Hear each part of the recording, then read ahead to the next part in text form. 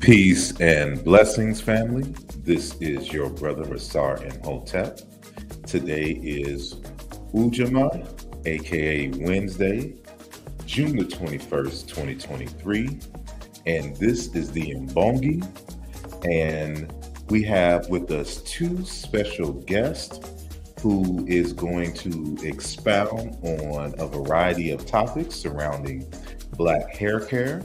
And so we have with us Sister Ladosha Wright and Cheryl Morrow. And we got a lot to talk about. So all that and more when we return in just a moment.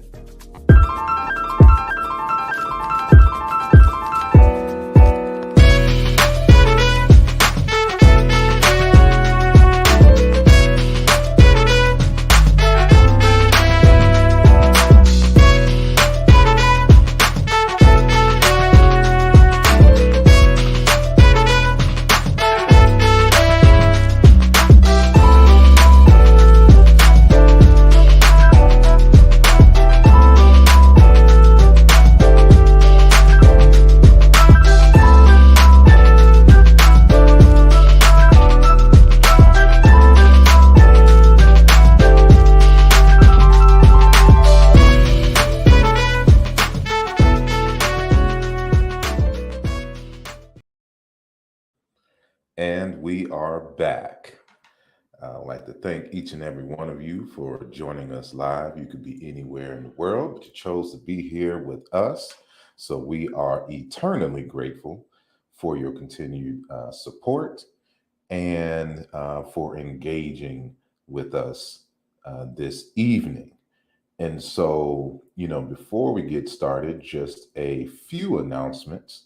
So, this coming Saturday, I will be on the opposite end of the interview space, and Brother Mubali Makasi out of Congo via France is going to be interviewing me, and we're going to be talking about redefining Kemet in the 21st century. And so the interview will be conducted in French, but there will be an English translator. So check it out. It's going to be this coming Saturday at, I believe, 2 p.m. Eastern Standard Time for those of us in the United States. GMT +2 in terms of the time out there in France. And on the following Sunday at 2:30 p.m., we are going to be interviewing our good brother Sekou Kela. And, we're going to be talking about the African Renaissance and what that means and looks like in the 21st century. And so many of you may be familiar with him. He has blessed our stage, for a lack of a better term, during our open forums, but now it's going to be a full-on focused interview with just our good brother here. So that's going to be on this coming Sunday at 2:30 p.m. And if you haven't gotten your order for the pre-sale order for my upcoming text titled Race and Identity in Ancient Egypt, Volume 1, Towards a Meaning for the Place Named Kemet, of course, which I'll be talking with our Francophone brothers and sisters about this coming Saturday. And so if you haven't gotten, that your pre-order in, just go to asarimhotep.com and go to the shop section where you can place your pre-order, which will be coming out on the 22nd of August of this year. So not that far ahead in the future. So make sure you get that. And if you haven't gotten this other text that I have published through our publishing company, Madu and Della Press, this is Muntu Wine Zombie, Portrait of Human as God's Special Creation by Dr. Chilema Lema Mukinge out of the Congo. And he's going to give you some insight into the Luba out of the Democratic Republic of Congo again, religion, culture, and language, and juxtapose that with other African cultures and language. So you get a full scope of things and get a deeper sense of what it means to be human and African from the Baluba perspective. So you can get that at Amazon or manduandelapress.com.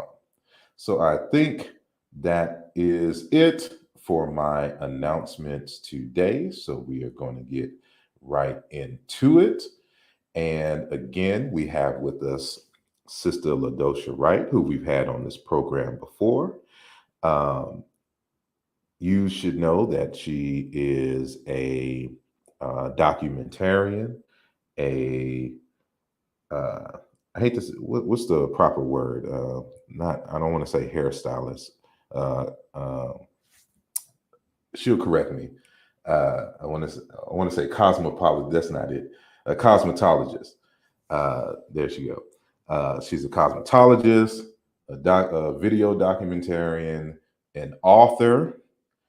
She has hair care products. She's just cool people, and she's a mother, and she's hailing out of Cleveland, Ohio.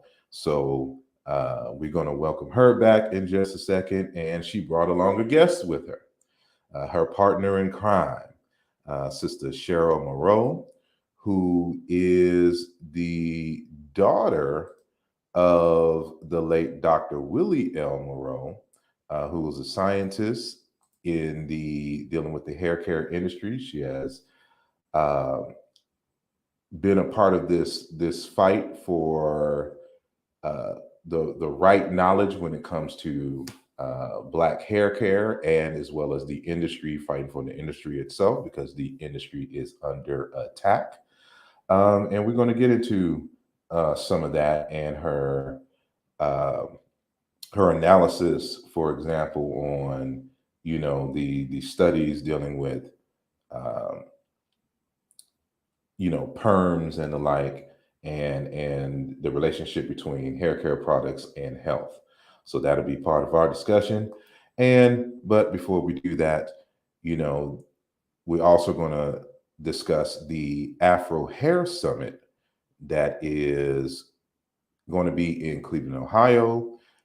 Change the narrative, and the narrative is also the title of her documentary film. Um, it's going to be on Monday, July the 17th, 2023. And uh, there's more information on here. It's too small for me to read right now on the screen, but I'm sure Sister Ladosha is going to give you all the contact information so that, those in Cleveland and those in the surrounding areas will be able to come and check this Afro Summit out. So, without further ado, I want to add to the program Sister Ladosha. And Sister Cheryl has stepped out for a second, but we'll bring her on as soon as she comes into frame. Peace and blessings, sisters. How are you I am doing super fantastic African magic. doing? Already. All And right. here we go with Sister Cheryl Morrow. And am I saying your name correctly? Hey, Yes. Uh, it's Morrow, but it's fine. Morrow. Okay. I got to ask, I'll be messing up everybody's name that comes on this program. So you've been formally initiated. And I forgot, I normally do a quick shout out to everyone who has made themselves known in the chat. So we have Rashida Ali, welcome Hey, to the program. Rashida. Monica Hewitt Bourne, if I'm saying that correctly, welcome. We have Sister Mika with us, and we have Sister Sherry Jones in the building. Shay is in the building. Born Eternal Lord Allah is in the building. Dash Arab is in the building. And of course, those of you who are checking us live on Facebook as well as on Twitter. And I know Twitter doesn't allow for the comments to come in. So peace and blessings to each and every one of y'all. But okay, back to the regularly scheduled program. First and foremost, How are y'all doing? Uh, uh, doing good. All Very good. right. Excellent. Excellent. Excellent. All righty. And oh, I forgot to shout out Sean P. also in the building. Hey, Got to see Brother the good brother Sean. in Cleveland about a week or so ago. We came out from Tennessee. I had a lecture out there, and so always good to see our peoples out in Cleveland. Um, well, let me start off with this. Let me go back to the image. Can you tell us a little bit about the event, what it's about, and and how can they learn more about it going into the coming month? So the event is affectionately called the Afro Hair Summit, and it's actually a weekend of learning about Afro hair for both the professionals as well as the public. And by professionals, we mean licensed cosmetologists, licensed barbers, dermatologists, natural hairstylists, politicians, as well as cosmetology and barbering students. So this is a weekend. Morrow is going to introduce us to Afro hair science because none of us, nobody in the United States of America has ever received any education, formal that is, from our schoolings and teachings rather in cosmetology and barbering. So this will be the first. So we are very honored to be the first amongst the first to receive this education. And then we also have free forums for the public to have a healthy dialogue about how we can do better in the barber, beauty, and dermatology.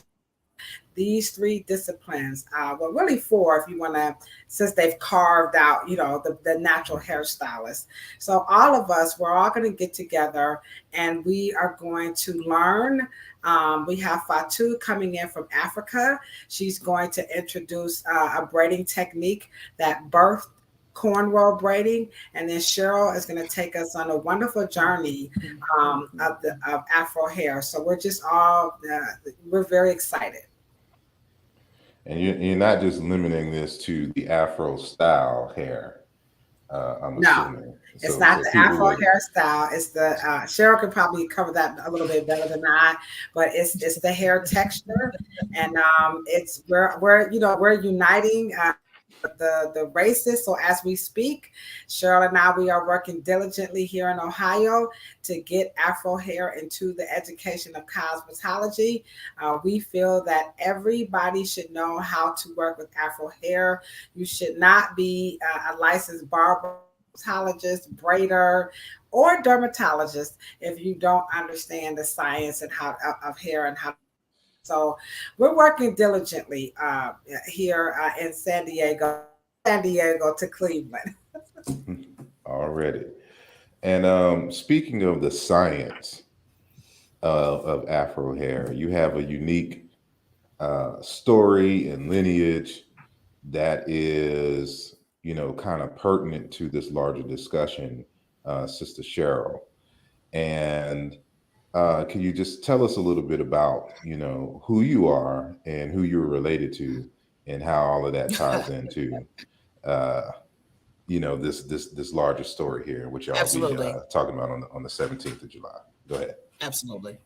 By the time Ladosha and I finally got together, we were just astounded about how aligned our interests were.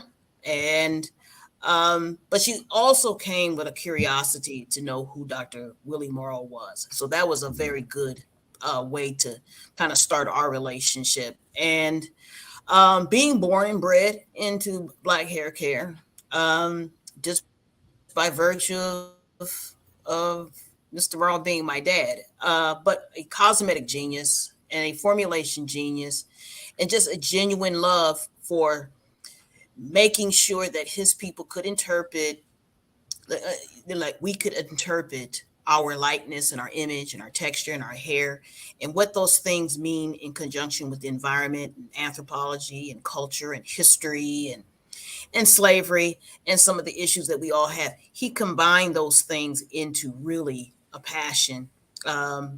It's been 50 years just in 2023, 400 years without a comb. That was his testament of how talking about plantation beauty, how we evolved to be the world's beautiful people.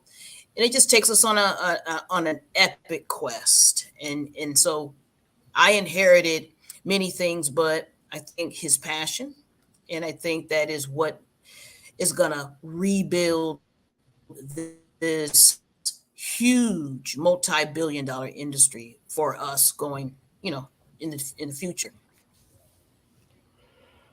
And when I was in Cleveland recently, and I was Mhm. talking with Sister Ladosha, and she informed me of, I guess, a political fight or a political struggle that is currently going on. I don't know if it's localized to Ohio, but regarding a deregulation of the hair care. Can y'all tell us a little bit more about what exactly is the issue? What are they doing, and how does it affect the industry as a whole?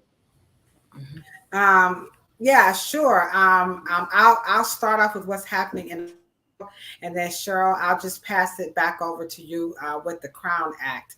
And so, really, this issue of deregulating barbering and cosmetology, in all honesty, it is happening across the United States of America. The biggest and the easiest and the fastest to this is by lowering the standards of educational requirements. So I don't know if anybody's paying attention in their states, but we have California, we have Tennessee, we have a lot of states. I even want to say Atlanta, if I'm not mistaken, New York for sure. A lot of states have already lowered their hours of requirements to become licensed barbers and cosmetologists. We see a big fragmenting in the industry with this nonsense called natural hair. This has really, really, really, drive a huge wedge, and it has been a dynamic and unfortunate blow to the Black barber and beauty industry. So those are taking place across the United States.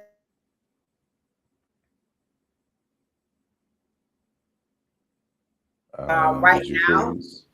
Oh, Oh, go ahead. Oh, it seemed like you froze on my end, but okay, I'm sorry. yes. Go ahead. Go ahead. Yes, so Ohio is definitely entertaining those avenues right now by way of deregulating braiders, and then we also have a bill that's been introduced to lower the standards of hours in barbering and cosmetology from 1,800 and 1,500 all the way down to 1,000 hours to pack the same amount of work to 1,000 hours. And when I tell you, I have been out here in Ohio for 11 years fighting this fight with some wonderful, wonderful people, such as Nancy Brown from the Brown Nevada Institute, former State Senator Shirley Smith. We're definitely talking about Sue Carter Moore, Laura Waverly. So we've really been fighting this fight for 11 years. We've been winning, but let me tell you, they are not playing. And then last we have the Crown Act, which I just discovered. Now, this is my opinion, so I'm sure I'm hoping some people from the Crown Act will come in and really clarify this for Cheryl and I. But I have some reservations about what's taking place with the Crown Act. So, with that being said, I'll just pass that over to Cheryl because she articulates that a little bit better. You know. Mhm. All Um, right, go ahead. yeah, I believe, and I'm gonna go off the beaten path a little bit, and no one has ever taught Black people how to declassify themselves out of the human family, and how to reclassify if need be. And anthropologically speaking, we don't have the cognitive understanding about that really well, and then we don't. So culturally, as we went into the plantation and slave camps, we don't have a real good kind of foundations on how to talk about ourselves, how, in as we emerged and integrated into the greater white society. And so when we go into the legislative body and we go into the courts, we do not have the legalese or the foundational language to have a critical conversation so we can take care of our class issues. And so the Crown Act is wonderful effort, and not that it's a bad bill, but it does not have the and I thought I was the only one that mentioned 21st century, because I always say I'm Hmm. a 21st century Hmm. sapio kind of thinker, but Hmm. we need to have a broader and a more forward language that um, un- decodes, uncodifies, and recodes us into an exceptional kind of bracket, get us back into the Constitution, and so we won't be um, dealing with like low level like social issues that we're dealing with now. And I think that Ohio is ready to have that conversation in a broader sense. And because of the hairstylists and all the work that they've done so far, just in the deregulation conversation, it has kicked open another conversation to build upon the present Crown Act that we have. All righty. And I don't know if I missed it, but what would the details of the Crown Act itself be? It would actually have the language that offsets the First Amendment, which is the Supreme Court has protected dress codes and have protected charter schools and private entities to have dress codes. But the Hmm. key here is that when you have African American cultures and in migrant cultures of African descent, it is going to be diametrically opposed to most dress codes, right? And what we are saying and what we're going to affirm at the Afro Hair Summit is that we've already done the Crown Act in 1967 to 1973. And why are we revisiting it? We have the best foundation. We have the best case for them. This has been done by Dr. Morrow and the US military and the US Armed Forces. This has been done by the Pentagon. Why are we redoing it? And we need to make sure that we have the language into the employment and Hmm. connecting dress codes to what we are. We're not talking about hairstyle.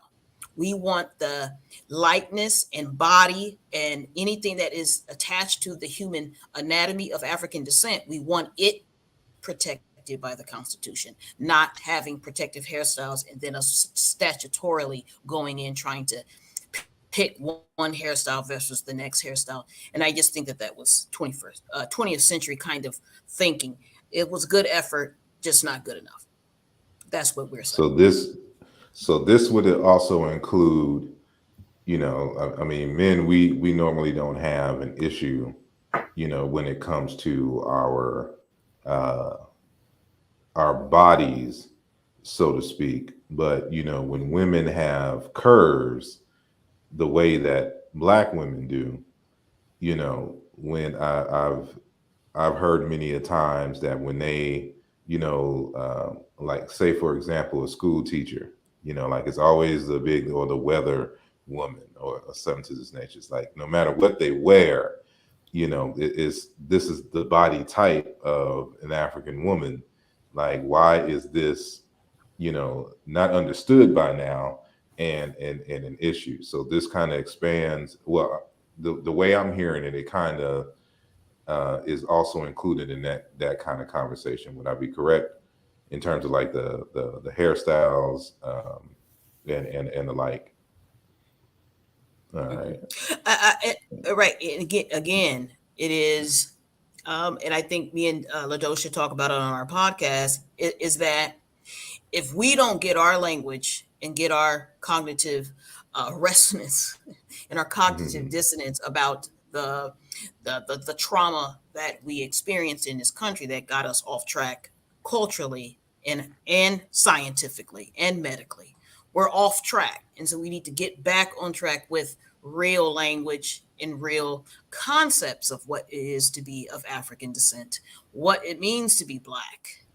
And so once we get that together, Mhm. because of course you have many years and thousands, maybe 1,000 years where, Europe actually wanted your features, wanted your texture, wanted it. So we're talking about a new, we're talking about another phobia. We're talking about something else that has happened after the slave camp era and plantation era. And so, what is Mhm. that fear trigger, environmental trigger that has caused us to have this conversation again in the 20th century and 21st century? And so, I think that that is where we begin. Right. Mhm. I appreciate that. I appreciate that. Now, I want to kind of shift to the documentary. So the last time we had Sister Ladosha on, um, I believe you were talking about doing it, or Right. you were at the beginning stages, but now it's up and at 'em. And so just a review for those who were here the first time, and then kind of explain, of course, for those who this is their first time hearing about it. Let us know the what the title of the documentary is and what it's about.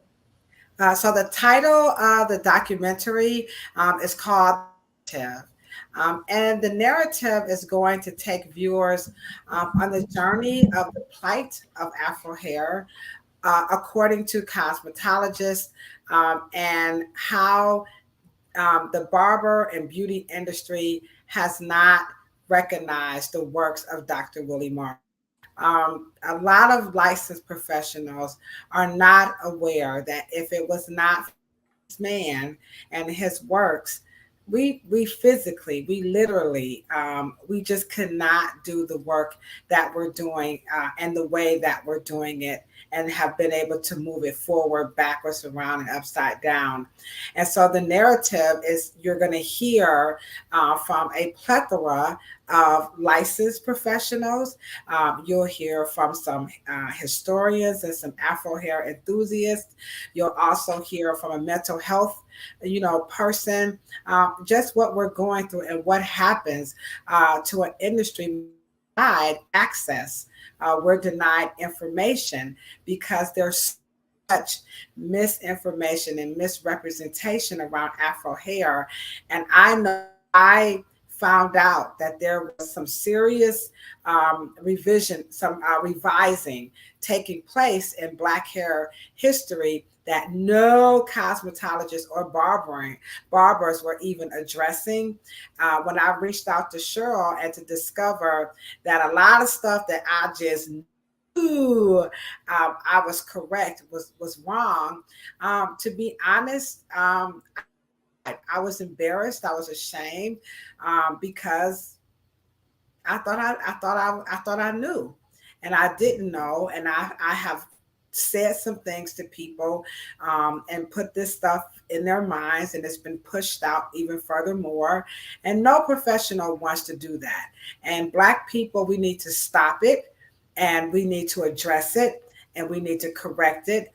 And so this documentary was an effort to reveal the truth, meet the man, hear from him, and make a commitment to first apologize to the public, do better, and do right. And Cheryl was so kind, um, but and forthright. Don't get me wrong. She didn't let me off the hook, but as I teared that why wasn't I told? This wasn't the narrative I was told. And she said, because you guys aren't doing anything. You're just sitting there, you're collecting money, and you're going along with this pseudo stuff, and you know that that's right. And once I knew it wasn't right. And so the documentary was a way to take all the hustling and the hustles, out of the industry. those people have come into our industry. Other scholars have encroached on our industry and have intimidated us because we don't have these degrees, and we've just kind of cowed down. And so the documentary is an effort to say, number one, we can do better. Two, Mm. we want to do better, and we apologize, and let's get it right. And Cheryl was just kind to, you know, allow me into just say I'm sorry and we could do better. I appreciate that.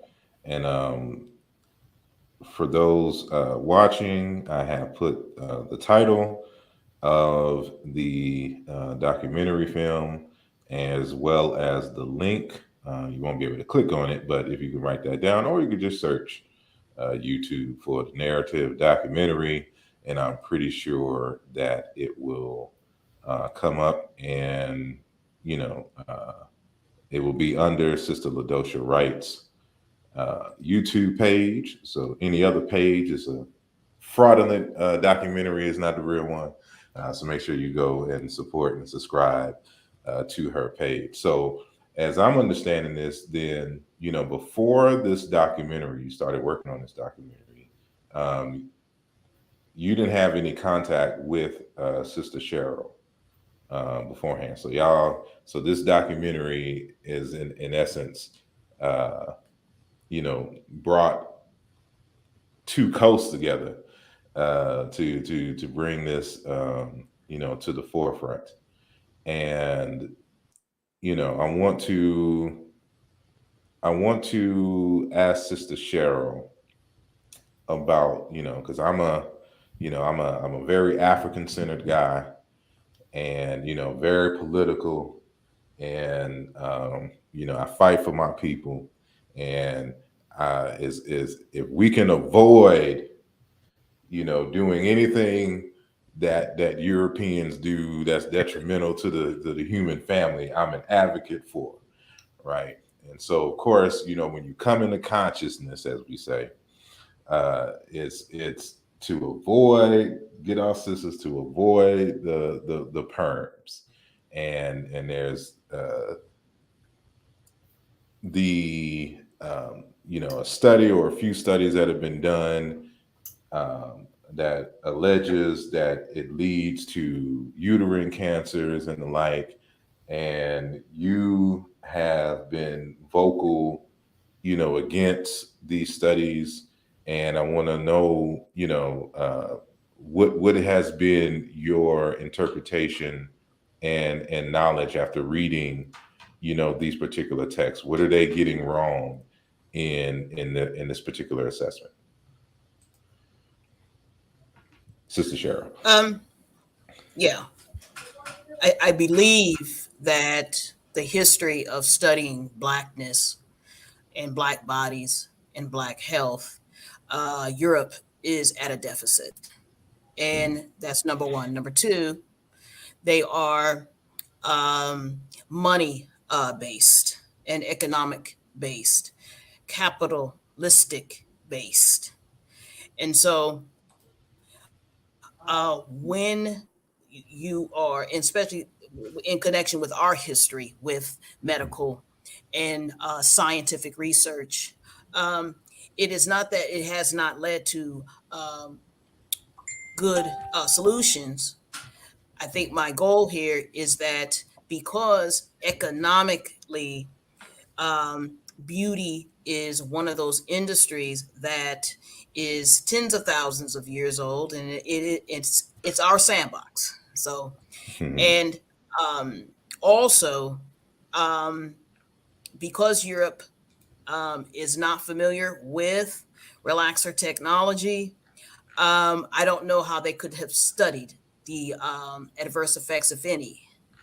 Um, and so I am questioning why Black professionals and Black scientists and Black hair care cosmetologists who have raised their level of knowledge higher to understand the chemical relationship and behavior in regard to hair and skin and scalp, I don't understand why uh, those particular people are not receiving the six-figure grants to do the studying mm, of people that they don't culturally, genetically, and biologically don't understand. mm, Certainly not anthropologically understand. So I don't see the motive. I only know that there's one capitalistic motive, and mm, I don't know if we want to get into that here, but because it's quite sinister. But let me just say this: we're going to let our hair down in July, so we have to mm. understand this, not just artistically, not just scientifically, to understand that this has been the economic giant and the most profitable sector of the entire beauty industry, both domestic here in the United States as well as internationally. And when you understand that you can completely just overnight suck in like a black hole $5 to $10 billion industry just in certain shampoos and just certain product sectors, well, there's your answer. you know, you know, and So that's you been don't think it caused cancer? You don't think it caused cancer? one of the things that I would like you guys to also understand is that in the Afro Hair Summit, we're going to actually talk about that the skin is designed to keep things out. It doesn't quite Mhm, work the way we think it does. And so I'm going to take the cosmetologist into a deep dive into the art, into the scientific reality of how cosmetics and topicals and tinctures work on the surface. And so, and let me just say this: I'm not saying, and I'm not just pro relaxer. And let me be very mhm, clear: I am pro economic prosperity, and that has been one of the things. And let me just say this: I don't understand why they have never researched shaving cream. I don't know why they haven't mhm, researched Nair. I don't know why they're not, you know, um, doing research on the respiratory issues that the nails in the nail salons. See, you mhm, have to make sure you always understand the underlining reason why people who don't look like you get enriched to do studies on things that have nothing to do with them in the first place. In black bodies, mhm. in black essence, in their spirits, and their whole scientific biology, it just to me, we have to ask better questions in the 21st century. Put it that way. Indeed. For those of you who are just joining us, we are here with Sister Ladosha Wright, aka Kilolo, and Sister Cheryl Morrow, if I'm saying that correctly. I know I'm messing up the last name again. And so I'm going to need each and every single one of you to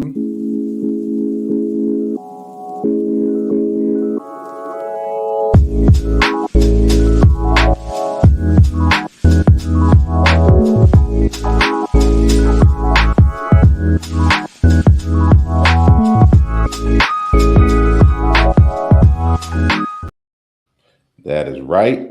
Hit the like button. And if you are new to the channel, consider subscribing to the channel so that, when we have these dynamic talks, you'll be the first ones to know and be ready for when we have these conversations live. Now, speaking of hair care, I had to dig up some photos from way back in the day um, when I used to have my locks and a lot of people can't see me, with locks. And so I don't know what year this was. This was in the 2000s something. I don't know how many, if that was like a year or so, in. And this was, where was I? This is in New Orleans. The young lady is Sister Sonny Patterson, famous poet. She was on Deaf Poets. If you're in the poetry scene, I'm pretty sure uh, Sister Sonny. And, uh, It's kind of an up close, a little longer. You know, I guess the flash got into my eye as well as closed. Uh, and this is me bowling, with the locks going longer, whatnot. And I think I was outside of a poetry spot in this particular photo. So, um, I'm thinking about, growing the locks again. So you get to see me with the gray locks, and but we'll see how that happens. So if what would you recommend? I know, like when I started my locks, uh, the crave back then was honey, um, to kind of put in your hair. But I think the sister who started my locks, I think she did it with water, and then we did the touch ups with this kind of butter, or whatnot. So I don't know what it is now in terms of how they do it, but wanted to get your take. And it seems like sister, I don't know if her what's the name we kicked up, but she'll probably be back. Yeah, So yeah, she yeah. She'll be hasn't back. said. Yeah, yeah, yeah. She'll be back. Um, but and this is her now. She says, "Internet's bugging." So yeah, she'll be back. So it's just me Okay, and you for right now. So that's would right. do That's right. you Let's get into these locks. uh, do? How should I ask? Although your father was, the scientist in this all, are you actually engaged in the art of doing hair, for the public? Hmm. um Hmm.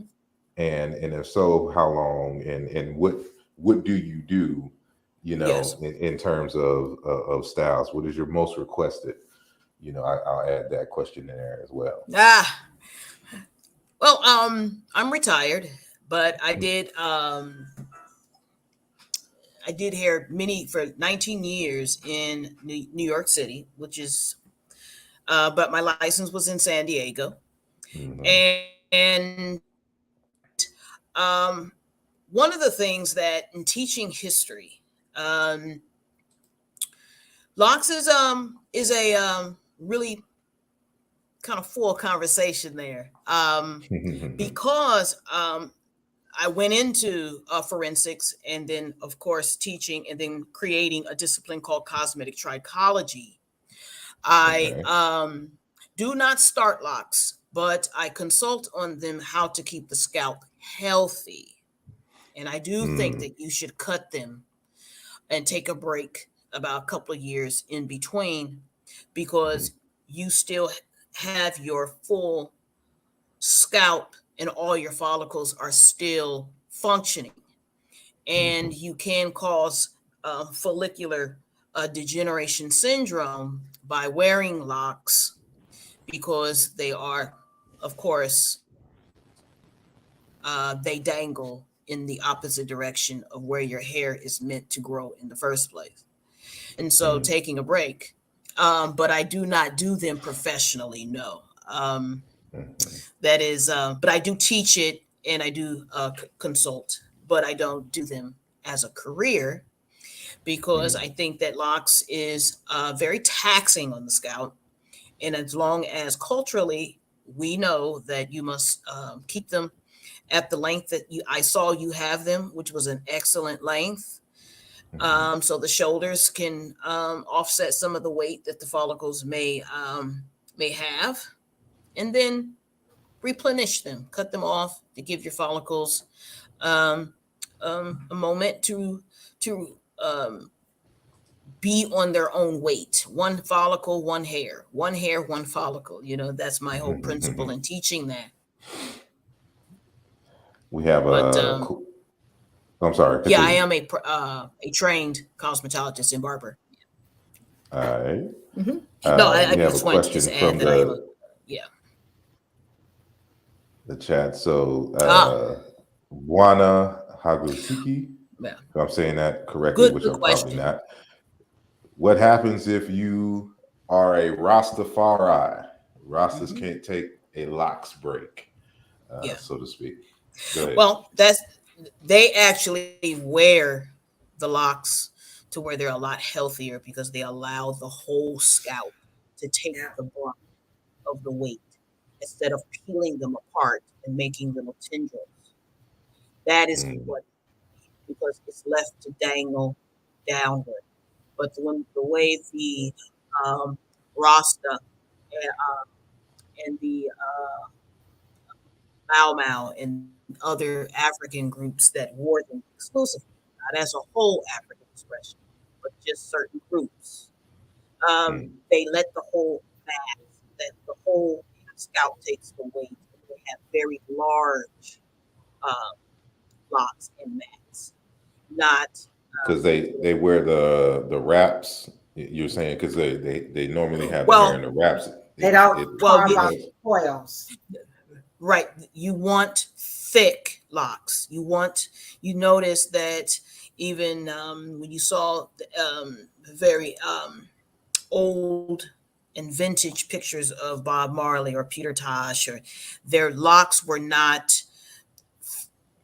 30 on a head, they were 3 on a head, because so the Mhm, whole scalp can take the weight of mhm. the hair being locked down, so to speak, and not I every see. follicle free to own its own hair. Right. Yeah.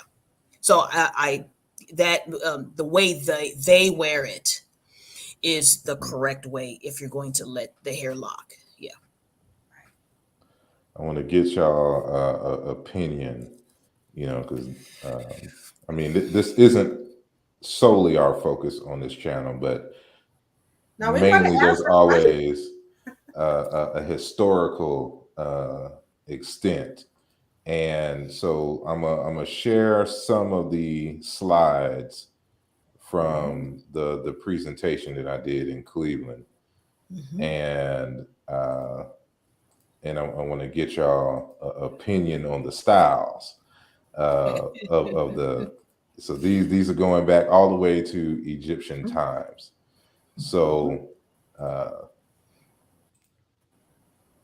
so on the left it's clear that the brother has a fro, but I don't know if you can really kind of Hmm. see it in the center. Hmm. But we'll get to some other representations that are a little bit more clear about how it's going. So of course, when you're talking about the Afro style, that's just Hmm. it's as old as Black folks themselves. Hmm.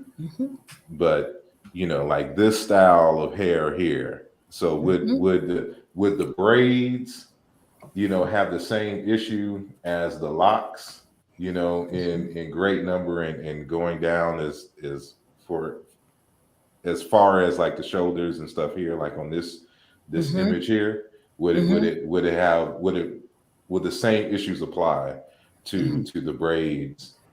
And if not, or if so, what can be done Hmm. to make them healthier? Like, what do y'all have to say? Well, you see, Well, unfortunately, go ahead. I was going to say, I think one thing that we definitely have to point out is that, the styling products that were used back in those times are totally different from what's being used today. So you hear a big push in the pro natural world. That's their biggest argument, is that there are no chemicals and they're all natural. But I'm here to tell you, we see a lot of skin allergies and reactions to a lot of this natural, the braiding waxes and things of that sort. So I think it's a little bit different from what's taking place back then, and then sure, and also technique. So sure, you can add a little bit more to that.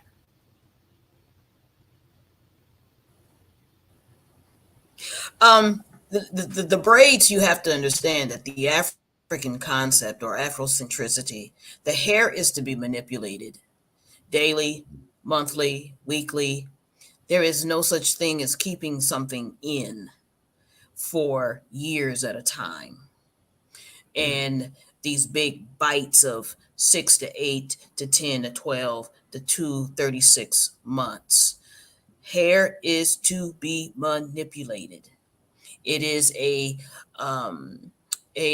that is where your expression and those hairstyles that you're talking about, especially of the Afar people in East Ethiopia, um, that those are very wet hairstyles because they are taking the butter fat to taking the acid layer, and then they're actually changing the texture.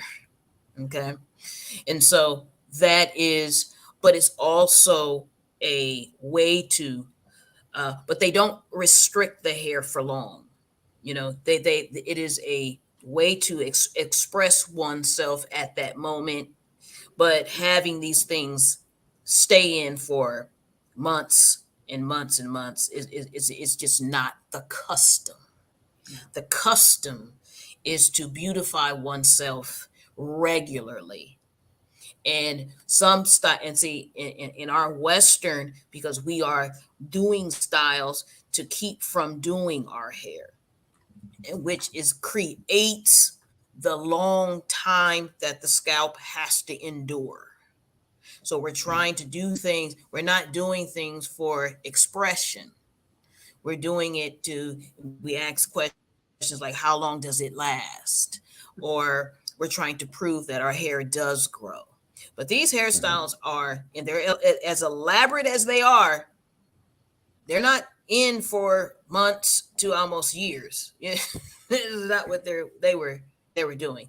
This was um, a very welcomed, enjoyable connection to the environment, that how and why they beautified themselves so often.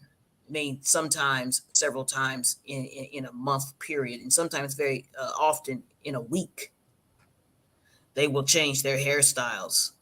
And so um, that's what and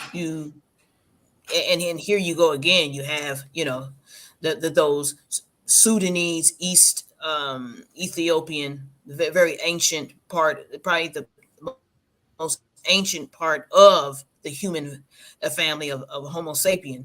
That is the region, and you can see how they love two different textures on the head at once, or like to fashion different parts of the head and have these whole different two hairstyles on one head.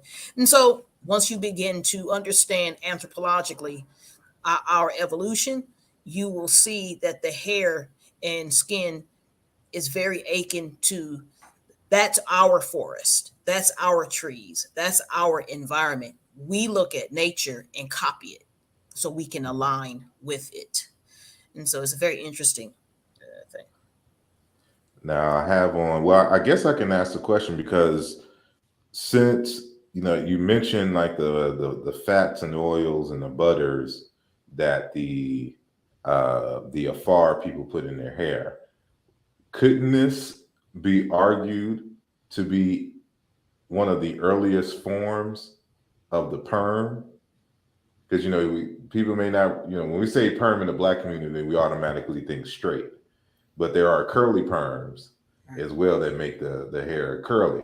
So in terms of the tradition or the argument of putting straighteners or relaxers or putting curly perms, that process, couldn't that in essence be argued to be of that same tradition and likeness, even though the chemicals may have changed over the years? Any one of y'all can answer that. But what you guys think about of chemicals, they don't have those hangups. They're not trying to be white when they use a chemical. They're not trying to be, see, we are so accustomed to the racial paradigm, the racist paradigm, that we can't get to even understand the ingenuity and the genius and the chemical prowess and the elements of understanding alchemy and style and culture, we get stuck at a word called chemical.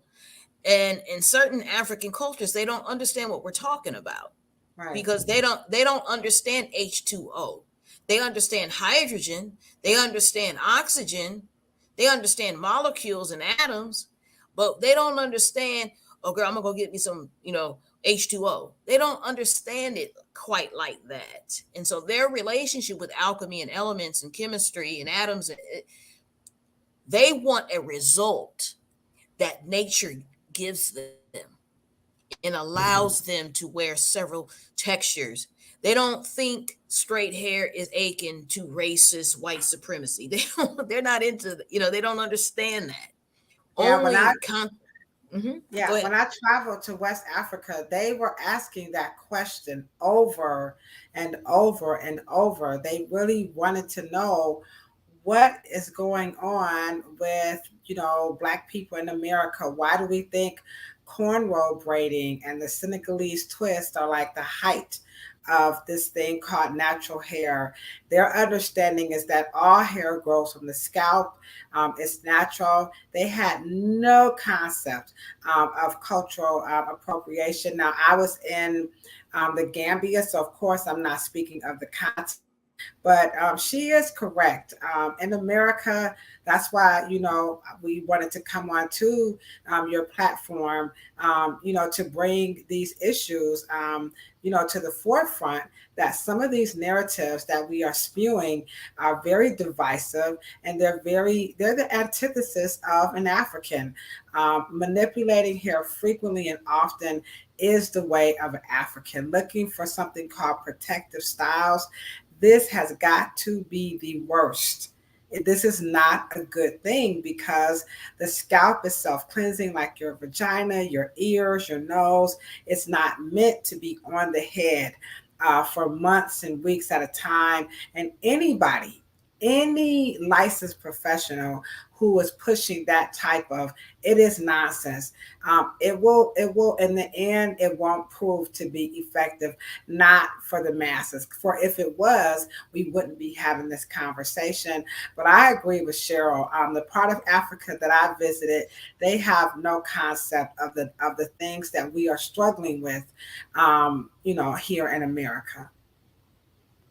Now, I go to this slide here because of what y'all just said in terms of the, it would help to explain the use and the creation of wigs, indigenously in Africa. So, of course, on the right hand side, this is a wig that was developed in ancient Kemet or ancient Egypt. And on the left is a modern um, of the Mubukushu people in Southeast Africa.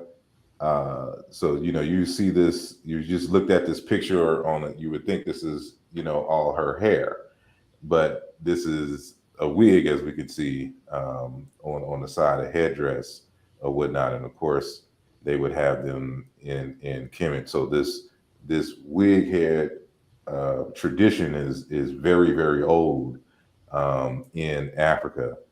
And here's another style right here. And of course, even the putting the Correct. objects at the end of the hair.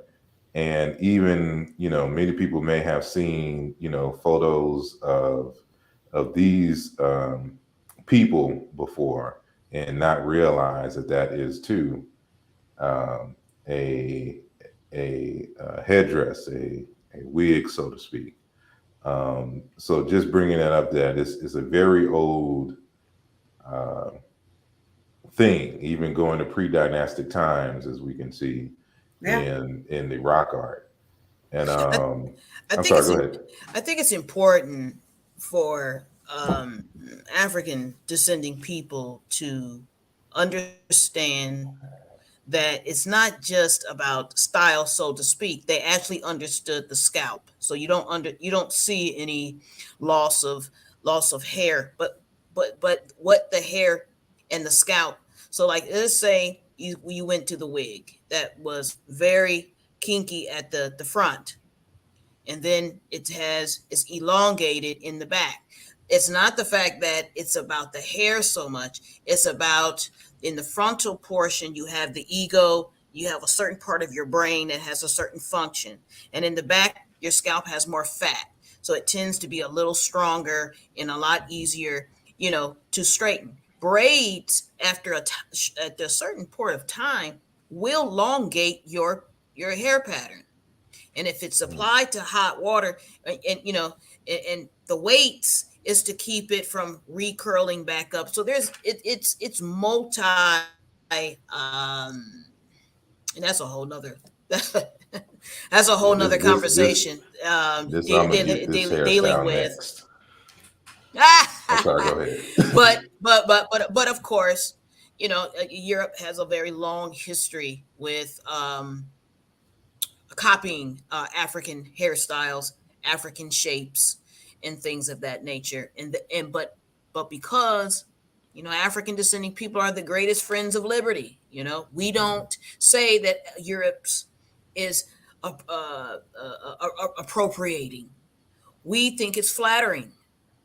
But as soon as you know what I mean, and so we have to get back to that energy to where we understand that we are the genetic parents and we have done these things so much more longer, and that we are expressing oneself, and that is the ultimate freedom, that we have the ultimate liberty to do things on our own body to align with the greater with nature. And we just got to get back to these things, and not let them, because straight hair, Europeans don't own straight hair. It is an African mutation. It wasn't for you, they wouldn't be here. So we got to really get into the energy to understand that it is a uh, um, a spectrum, a full spectrum. Okay, certain people in the continent have full spectrum phenol traits given from the mother. Some of us have got some couple of spectrums left out, and some has retained their Africanness with full lips, wide nose, brown eyes. Some of us have, another, recessive trait.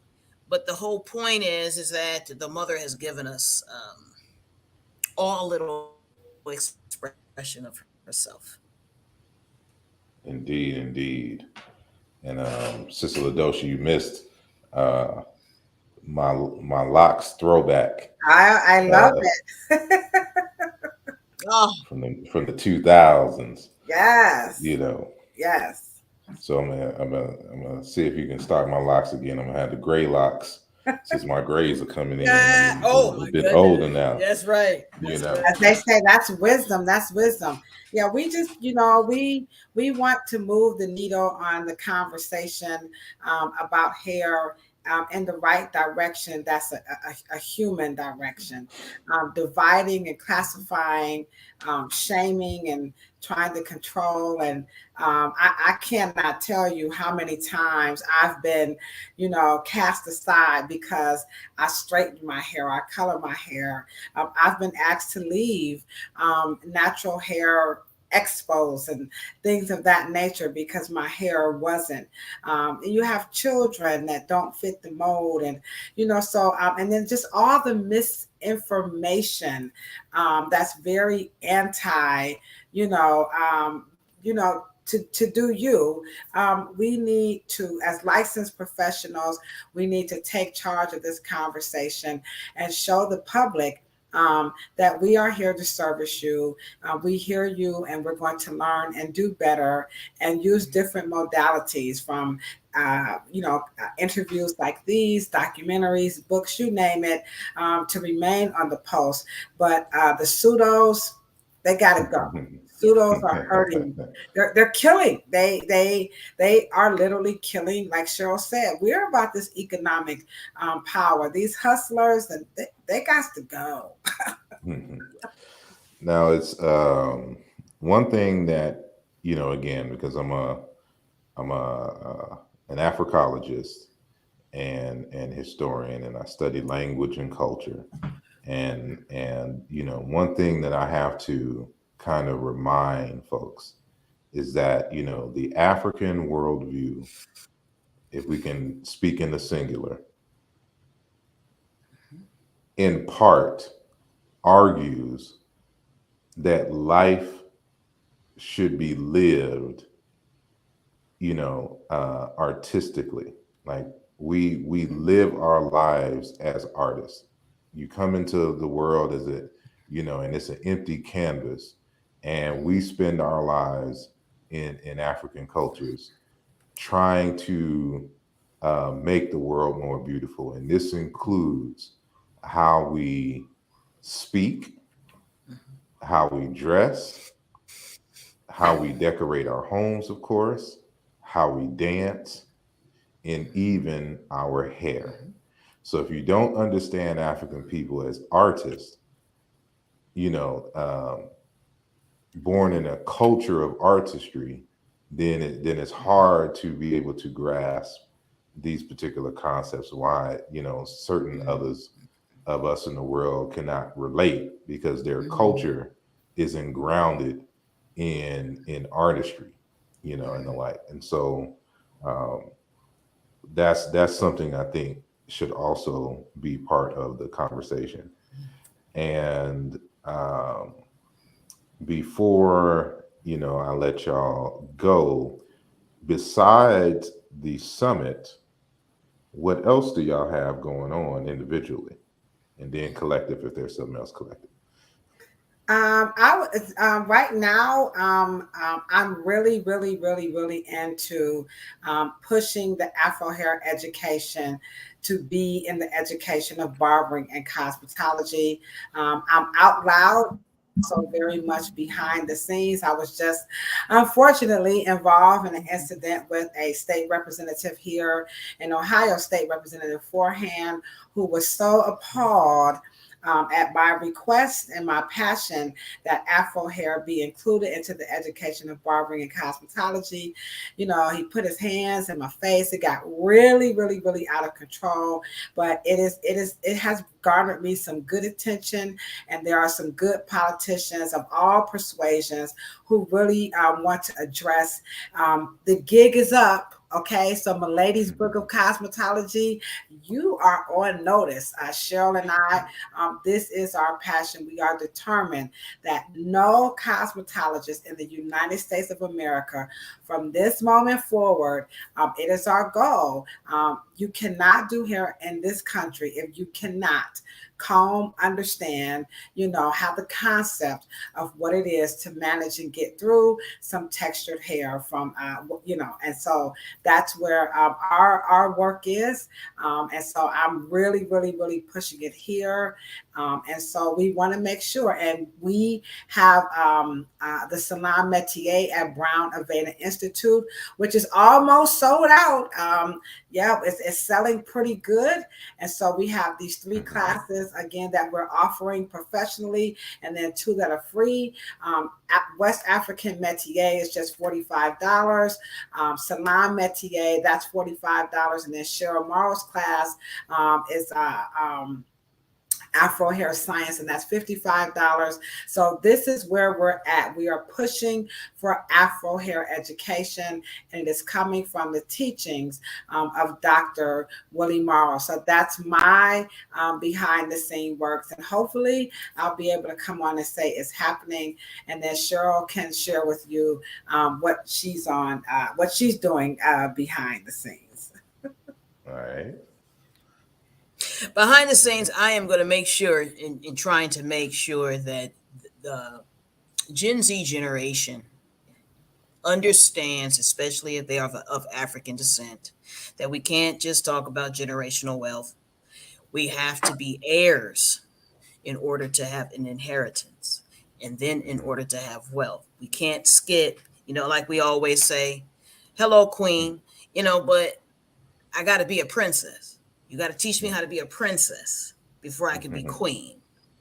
And so in order to deal with generational wealth, I have lived the most incredible childhood. I have had a great adult life. I had a great father, and I still have a great mother. And to be able to understand that the our affinity is very Afrocentric. And at Afrocentric core, we are not entrepreneurs, we're intrapreneurs.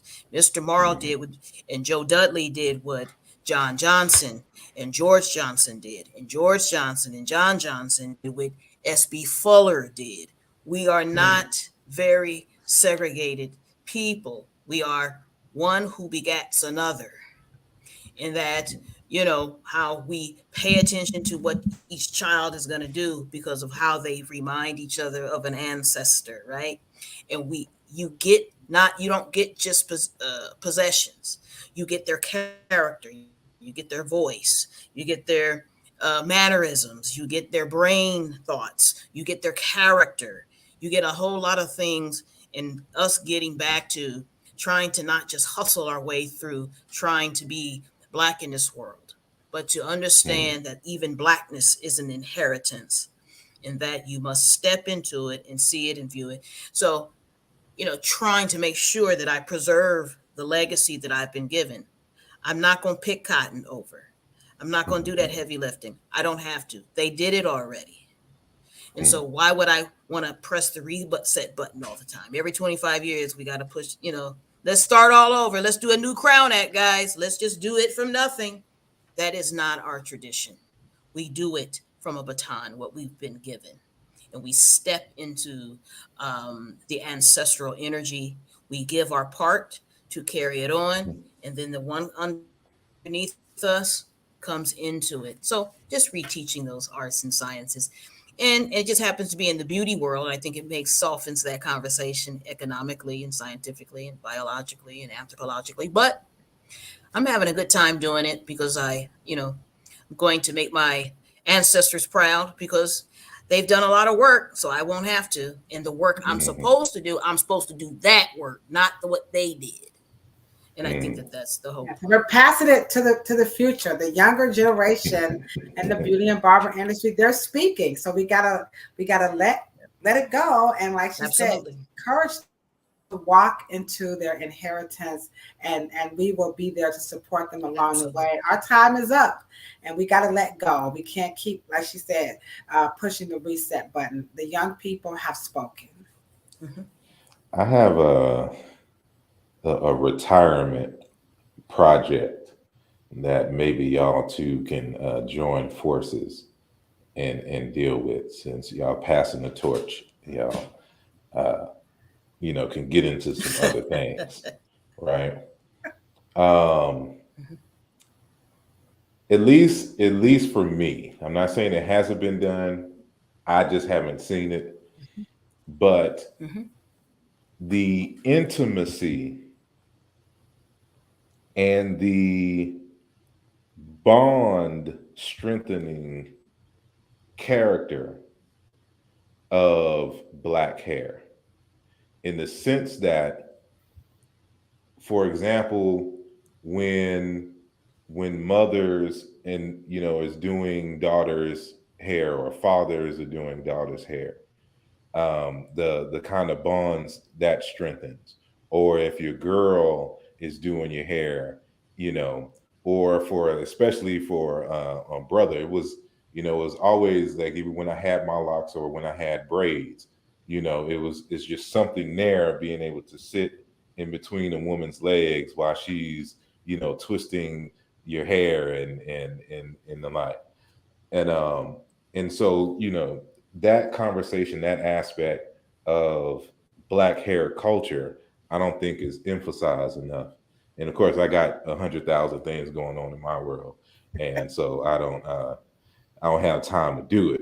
But this is, I think, would be right up y'all alleys, and maybe y'all can, in the future, since show how the caring for each other's hair can strengthen bonds in the relationships, and maybe we can have longer lasting marriages and the like, if we understood this. I don't know if that's true, but that's just in my head. So that's a project I'm throwing to y'all, and y'all we do talk about that in our stuff. So you're right on point. We know that hair is very sensual, and that's a part of it. And when it's not, included into that part of human bonding in its myriad of ways, it affects. And I've said it I've given testimony to that. You may find that hard to believe, but you can watch that. I'll put that in the link. That bonding part is it affects mental health. So you are dead on. So Cheryl and I, we talk about that too. No doubt, Yeah, no doubt. and especially when you have to understand that is you're entering someone's energy. Mhm. And when you do that, you are mixing, just like when you, as a couple or a mother or a child or a brother and sister, when you sleep with each other, you mixing your energy fields. But it was very ironic, and I think it was in the film, or I think some sponsor that you were dealing with, Ladosha, said, as Europeans, they actually envy how we bond with hair. They're like, we don't have, it's not, it is, we are clueless. We don't even get, they don't even ask us questions about our hair as growing up as kids. They're like, it's just there. And we take for granted that that is a African tradition that we did carry here into the Western world, and thank God we do. And here we go again. We have to say, yeah, we did preserve some of those traditions as we kind of make sure that we highlight a little more so we can deal with our human relations with each other. Good thing. Indeed, indeed. And lastly, before we go, um, can you give us how we can contact you? Um, are we on social media? What is your websites? If you have, well, we know Sister Ladosha has a YouTube channel, but wherever they may reach you and they want to know more, get involved in anything that y'all got going on. Tell us how we can reach you. Well, for certain, we want people are flying in, by the way, from all over to the Afro Hair Summit. If you visit afrohairscience.com, you will get the full, agenda, and also where you can stay at hotels and everything. Like I said, we have a full weekend of events. Both paid and then of course some free stuff. So Afro Hair Science for sure. And then I always say when I'm on all the social media platforms, you can just go to Google and you can type in Ladosha Wright and everything will pop up except my baby daddy. Already. And hold on 1 second. Let me make sure that I do this.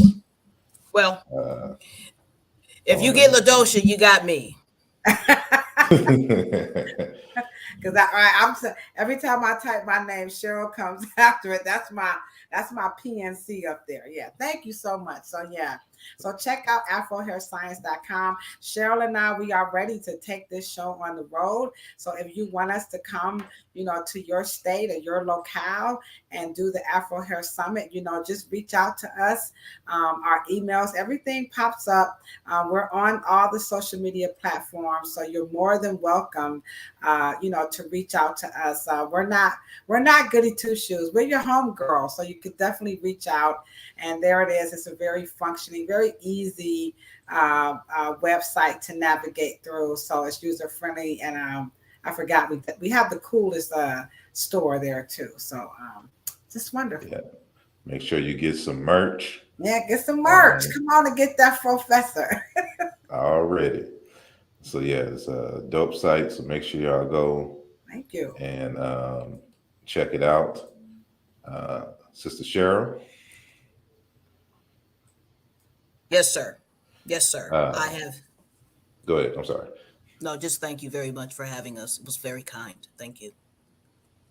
You're welcome. You're welcome. Well, you don't have a website that they can visit. Hold on. 'Cause I saw something, or at least I thought I did. Um, if I find it, I'm assuming it's SD Monitor News. Is that Yeah. associated with you? That's my new. That's another inheritance Mr. Mhm. Morrow started that in 1986, and I am now the publisher. But in terms of beauty concerns, you can reach me there. But afrohairscience.com is the way, baby. Indeed. I want to get all the everywhere they can get you. Yeah. 'Cause Absolutely, absolutely. I want to make sure that they understand and they know. Um, but with that, all good things must come to a close, unfortunately. But I am truly blessed to be in conversation with such dynamic people who are doing big things of Guan for all my Caribbean folks out there. Yeah, And man. it's such a joy to have you on and you back, Sister Ladosha and Sister Cheryl.